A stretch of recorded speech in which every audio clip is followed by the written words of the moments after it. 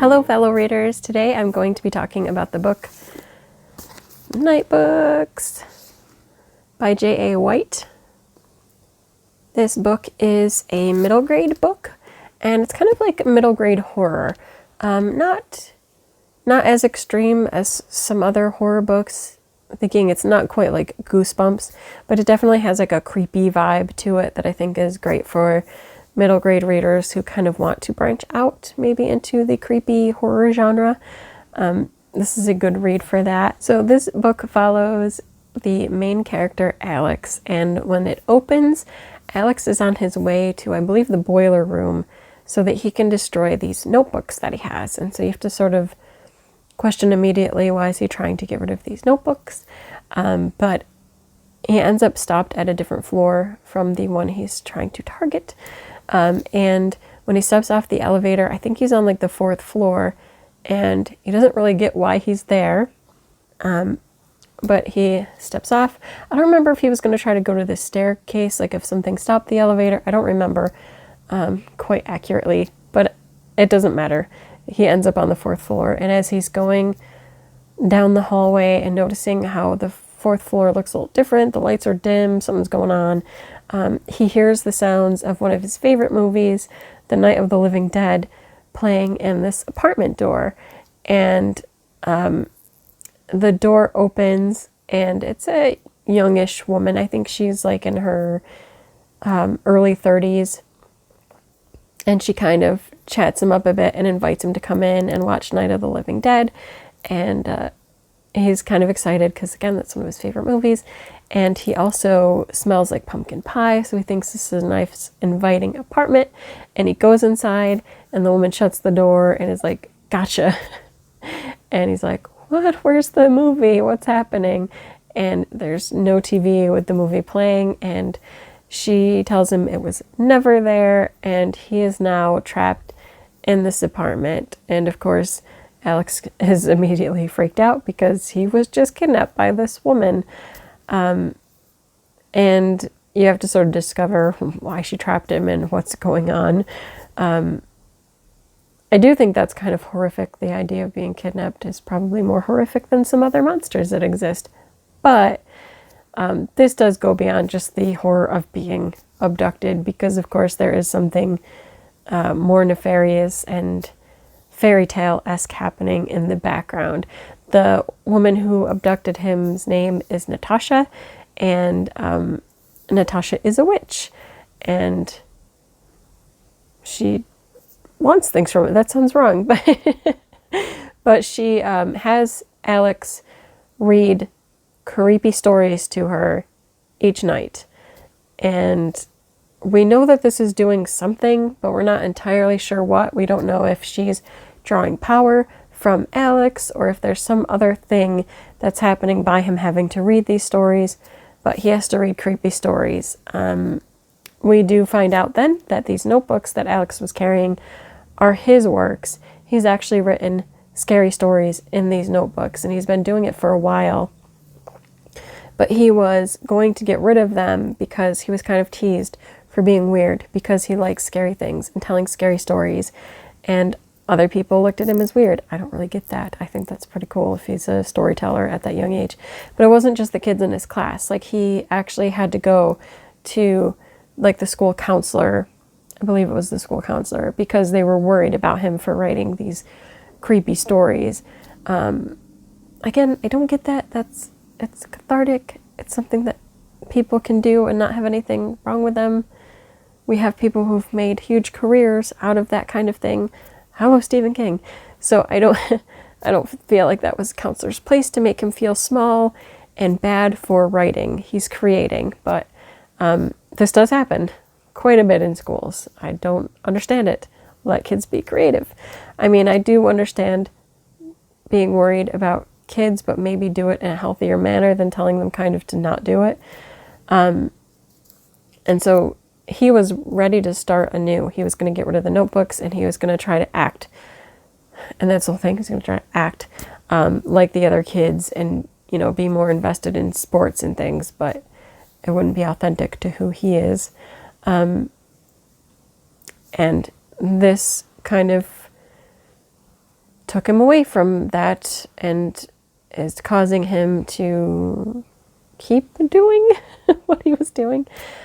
So in this case, he reads one of his creepy stories a night to Natasha, and she is expecting him to write more creepy stories. So she really wants him to create more works, and he tells Natasha that he will, and that he needs special space to do that, but really he's just trying to get like a private area where he can investigate where he is and what's happening to him.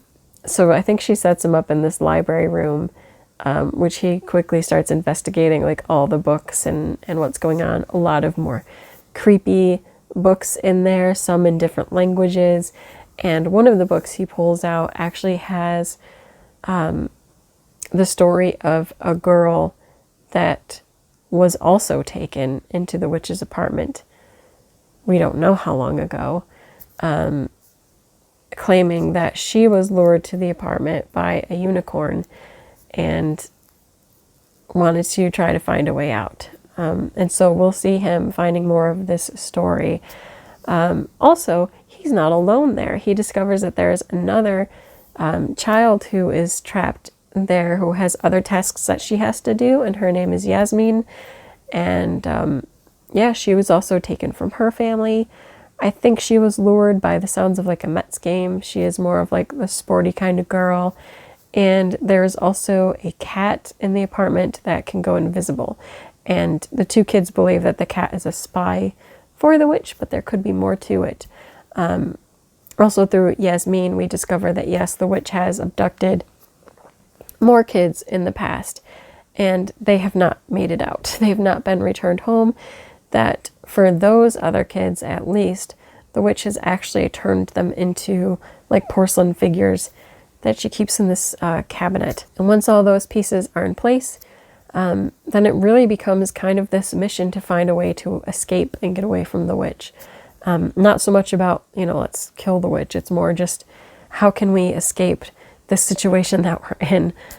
Is there a way to escape? And, can we do this? But there's also more to the story than what is initially perceived. And so that all comes into play by the end, which of course will not give away.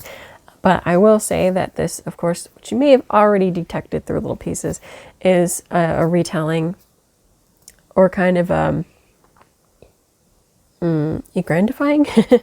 It's a retelling of Hansel and Gretel, but with more. It's kind of like that witch never stopped and is still abducting kids to this day, but maybe entices them in different ways.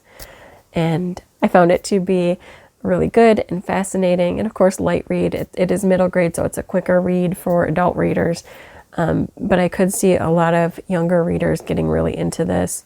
The whole adventure aspect, the horror aspect, and also the main story of finding yourself, having your self-identity, and being okay with it, finding the self-confidence to be okay with it, and that maybe it's not okay when people tell you that you can't be who you are. I think that's all in here, and I think it's a great thing for younger readers to read.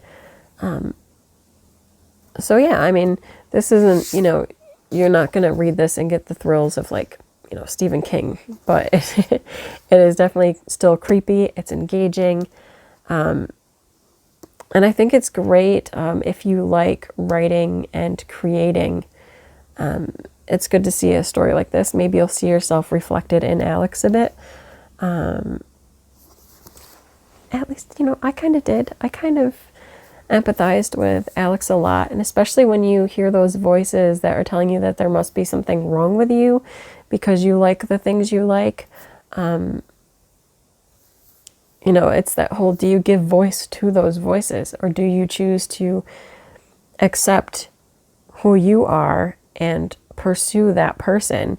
I don't think it's wrong for Alex to like creepy stories and want to write creepy things. There's a lot of people that have made long careers out of liking those things. It does not mean you're going to be some kind of psychopath. It just means you like exploring the dark nature of humanity. I don't know. I liked it. I thought it was really, really good. This is a book that I picked up at Book Outlet. I don't know whether or not it is still available there. If it is, you can pick this up for a really, really good price, like a little bit of a steal. If you haven't checked Book Outlet yet, and if you live in the North American section, Canada and the USA, you should check out Book Outlet. I don't know how they ship internationally. Like, I don't know whether or not they do. So you could check them out even if you're international. But they're a great place to shop for really good deals on books. They don't have all the books available. It's not like an overall discount kind of store.